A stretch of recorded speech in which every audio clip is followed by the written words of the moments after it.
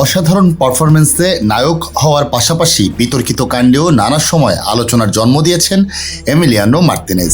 তেমনই এক ঘটনায় এবার শাস্তি পেতে হলো তাকে। আর্জেন্টিনার বিশ্বকাপজয়ী গোলকিপারকে 2 ম্যাচের জন্য নিষিদ্ধ করল ফিফার শৃঙ্খলা বিষয়ক কমিটি। আপত্তিকর আচরণ এবং ফেয়ার প্লের মৌলিক নীতিভঙ্গের দায়ে এই শাস্তি দেওয়া হলো 32 বছর বয়সী গোলকিপারকে। বিশ্বকাপ বাছাই পর্বে 10ই অক্টোবর ভেনেজুয়েলা ও 15ই অক্টোবর বলিভিয়ার বিপক্ষে ম্যাচে তাকে পাবে না আর্জেন্টিনা। 250-টিরও বেশি ডিজাইন অপশন নিয়ে ওয়ালটন স্মার্ট ফ্রিজ, বোঝে আপনার প্রয়োজন। আচরণবিধি ভঙ্গে ভিন্ন 2টি ঘটনায় মার্তিনেজকে এই শাস্তি দিয়েছে ফিফা। গত 5ই সেপ্টেম্বর চিলির বিপক্ষে বিশ্বকাপ বাছাইয়ের ম্যাচে জয়ের পর কোপা আমেরিকার রেপ্লিকা ট্রফি নিয়ে অশালীন ভঙ্গিতে উদযাপন করেন মার্তিনেজ। 2022 বিশ্বকাপ জয়ের পর তার এরকম উদযাপনের জন্যই আলোচনা সমালোচনা হয়েছিল।